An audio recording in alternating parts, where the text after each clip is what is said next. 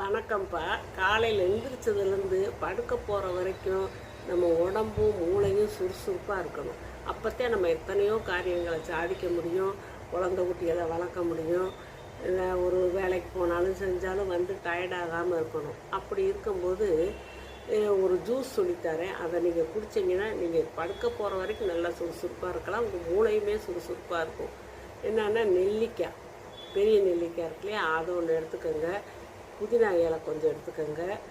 அப்புறம் இஞ்சி ஒரு துண்டு தோலை சீவி எடுத்துக்கோங்க. அப்புறம் பாதி எலுமிச்சம்பழத்தை நறுக்கி வச்சுருங்க. இந்த மற்ற 3 பொருள்களையும் கொஞ்சம் தண்ணியை ஊற்றி சட்னி அரைச்ச மாதிரி மிக்சியில் அரைச்சி, அப்புறம் அதில் 1 டம்ளர் தண்ணியை ஊற்றி நல்லா புழிஞ்சு 1 டம்ளர் ஜூஸ் எடுத்துக்கோங்க. எடுத்துட்டு அந்த அரை எலுமிச்சம்பழம் இருக்கு இல்லையா, அதில் இருக்க கொட்டையை எடுத்துட்டு நீங்கள் வடிக்கிறதுலேயே கூட வடித்தா கூட கொட்டை அதில் தங்கிக்கிறோம். அந்த ஒரு பாதி எலுமிச்சம்பழம் சாறை அதில் விட்டு கலந்து, உடம்பு எந்த அல்சர் பிரச்சனை எதுவும் இல்லைன்னா காலையிலே நீங்கள் எந்திரிச்சோன்னா குடிக்கலாம். அப்படி இல்லை அப்படின்னா நீங்கள் சாப்பாட்டுக்கு அப்புறம் அதை குடிக்கலாம்.